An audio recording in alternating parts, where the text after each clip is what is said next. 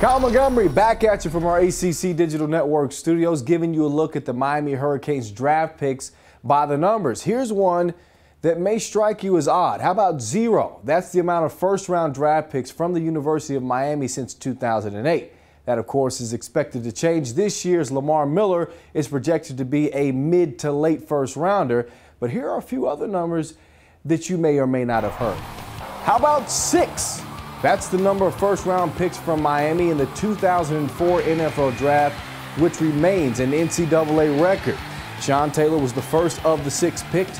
He was 5th overall to the Washington Redskins. Tight end Kellen Winslow was taken next with the 6th overall pick by the Cleveland Browns, followed by linebacker Jonathan Vilma, 12th overall to the New York Jets. Linebacker DJ Williams, 17th overall to the Denver Broncos. Offensive lineman Vernon Carey came next, 19th overall to the Miami Dolphins. And finally, defensive lineman Vince Wilfork, 21st overall to the New England Patriots. Number 14. That's the number of consecutive years a Miami player was selected in the first round, which is also an NCAA record. This spanned from 1994 to 2008.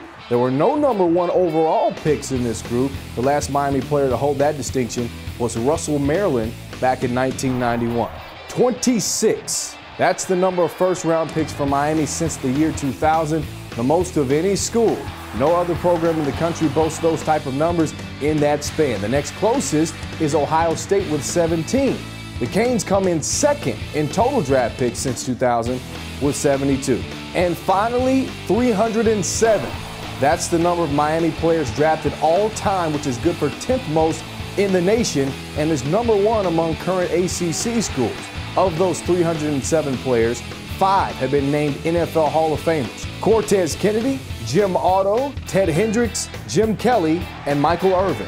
Florida State, by the way, is next in the conference with 223 all-time draftees.